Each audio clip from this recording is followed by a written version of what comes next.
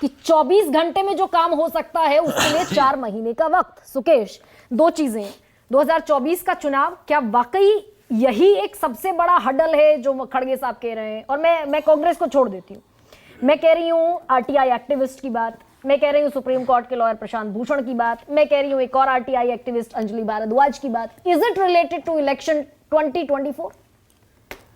इसका कहीं ना कहीं लेना तो चुनाव से लगता है, और मैं चूंकि टेक्निकल आदमी नहीं हूं, लेकिन उसमें बात करना मुश्किल है। लेकिन एक बात जो बहुत साफ है, जो अंडरलाइन की जानी चाहिए, कि ये आखिर ये अटेम्प्ट क्यों लिया गया। हाल के दिनों में सुप्रीम कोर्ट के 2 फैसले आए। एक फैसला तो कल ही आया, जिस पे हमने कल चर्चा की कि इम्यूनिटी नहीं है, माननीयों को इम्यूनिटी नहीं है कि आप घूस लें और चूंकि सदन में ली है या उसकी कार्यवाही के चलते ली है इसलिए आपको छूट मिली हुई है, वो नहीं मिल सकती। तो प्रिवेंशन ऑफ करप्शन एक्ट उन पे लगेगा। ये बड़ा मील का पत्थर है जजमेंट। और एक जजमेंट जो पहले आ चुका है, जिस पे हम आज चर्चा कर रहे हैं, कि इलेक्शन जो है उसमें फंडिंग, और इलेक्शन सिर्फ फ्री और फेयर होना नहीं चाहिए, दिखना भी चाहिए, उसमें लेवल प्लेइंग फील्ड होना भी चाहिए। ये आइडियल स्थिति यही है। इसको लेके ये 2 जजमेंट आए हैं। हमको उस लाइट में इस पूरे चर्चा को देखना चाहिए। हर पार्टी कहती है, कल प्राइम मिनिस्टर का भी ट्वीट आया कि बड़ा वेलकम जजमेंट है ये।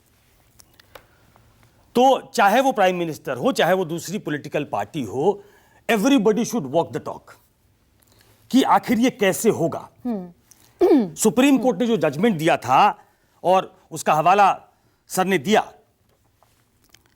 वो कहता है कि it violates the constitutional right to freedom of speech and expression as well as the right to information. Yes. अब इसको पढ़ने के बाद ऐसा लगता है कि आपको वोटर को ये राइट तो देना ही पड़ेगा।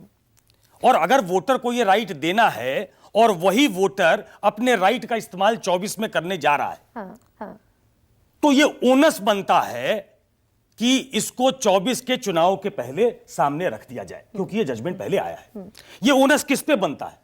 मैं लेमैन की तरह अगर बात करूं तो ये ओनस पहला सुप्रीम कोर्ट पे बनता है कि सुप्रीम कोर्ट इसको देखे, वो एसबीआई ने जो प्लीड किया है उसको देखे। अगर उनको लगता है कि एसबीआई हिला हवाली कर रही है तो उस हिसाब से एक्ट करे। तो पहला ओनस तो उन पे है।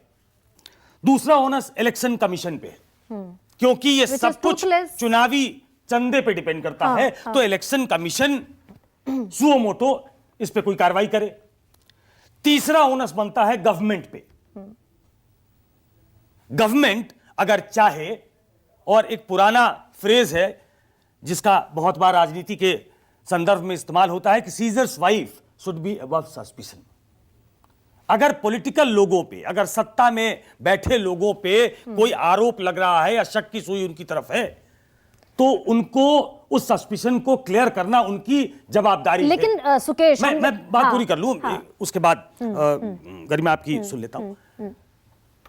गवर्नमेंट को या तो वो इंस्ट्रक्ट करे, वो इंस्ट्रक्ट कर सकते हैं एसबीआई को, एडिशनल वर्क्स फोर्स लगाइए, कुछ भी करिए। मैं लेमैन की तरह कह रहा हूं कि चलिए भाई वो हैंड नहीं है, मट्टू साहब हमको गाइड करेंगे उस पे। अगर हैंड नहीं है, इन्फोसिस हमारी कंपनी है, इंडियन कंपनी है, विप्रो है, उससे टेक्निकल हैंड लीजिए ना आप में वो जल्दबाजी दिखनी चाहिए, वो हरी दिखनी चाहिए, वो कन्विक्शन दिखना चाहिए कि इसको जो एक मिनिस की तरह आया है उसको क्लियर करना हमारी जिम्मेदारी। लेकिन सुकेश, हम बार बार जिस क्लियर इमेज की बात करते हैं, क्लीन पिक्चर की बात करते हैं, करप्शन फ्री पिक्चर की बात करते हैं, उस इंटेंशन पर तब सवाल आता है क्या कि जब अटॉर्नी जनरल, सरकार के सबसे बड़े कानूनविद, सुप्रीम कोर्ट में ये कहते हैं कि ये वोटर का राइट नहीं है कि वो जाने की पॉलिटिकल फंडिंग कौन किसको दे रहा है, और उस पर सुप्रीम कोर्ट को हैमर करना पड़ता है कि ये सूचना के अधिकार का भी उल्लंघन है, अभिव्यक्ति की स्वतंत्रता के अधिकार का भी उल्लंघन है।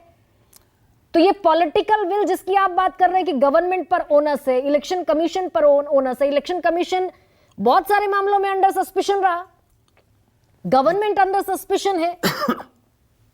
मैंने शुरुआत अपनी की कि हर कोई टॉम टॉम करता है कि भाई हम तो पारदर्शी बनाना चाहते हैं सिस्टम को।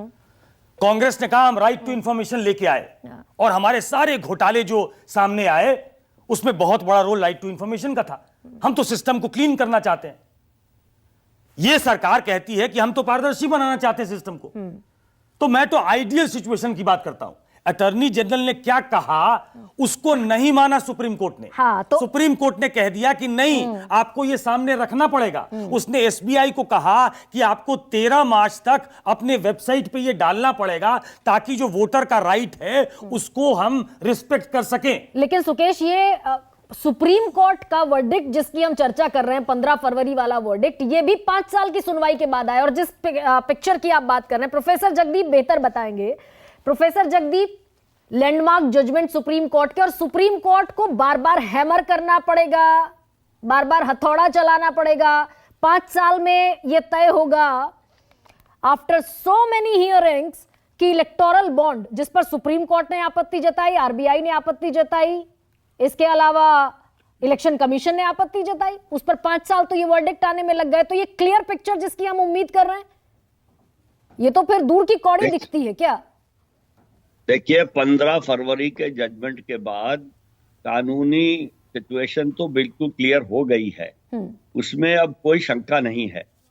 अब सवाल यह है कि उस कानूनी पोजीशन को इम्प्लीमेंट जो होना है उसमें कुछ दिक्कतें हैं या रोड़े अटकाए जा रहे हैं। इसके बारे में तो सब अपनी अपनी ओपिनियन बनाएंगे, लेकिन सुप्रीम कोर्ट की जजमेंट 5 साल देर में आई।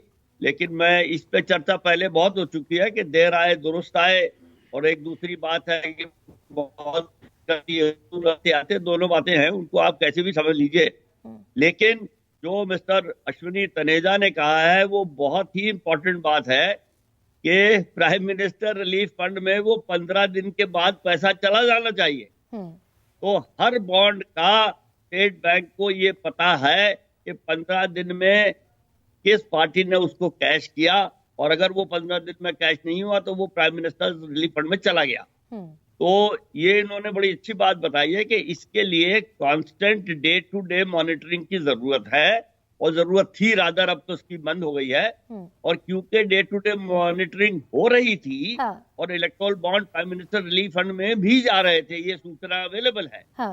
तो प्रोफेसर जगदीप, अब ये सवाल मैं आपसे पूछ रही हूँ, कितनी उम्मीद आपको कि चुनाव से पहले ये सारी जानकारियां सामने आ पाएंगी? ये कितनी उम्मीद? देखिए, उम्मीद अगर नहीं होती तो हम ये करते नहीं। हम इस एप्लीकेशन के अगेंस्ट भी हम इसको अपोज कर रहे हैं सुप्रीम कोर्ट में। लेकिन हमें ये भी ध्यान रखना पड़ता है कि सुप्रीम कोर्ट फैसला दे देती है, वो फैसला कितना इम्प्लीमेंट होता है वो देखना पड़ता है। उसको इम्प्लीमेंट करवाने के लिए फिर मेहनत करनी पड़ती है, वो करेंगे। हम तो ये उम्मीद करते हैं कि सुप्रीम कोर्ट कल इस एप्लीकेशन को रिजेक्ट कर दे और उनको कहे कि तुम 1 हफ्ते में ये चीज दो है, जैसे मिस्टर अश्विनी तनेजा कह रहे थे, it should be available at the click of a button. Click of a button खत्म हो गई। हाँ, तो दिनेश द्विवेदी, आप सुप्रीम कोर्ट की प्रोसीडिंग्स को ज्यादा बेहतर जानते हैं। सुप्रीम कोर्ट कमेटी बनाएगी, कोई और इस पर निर्देश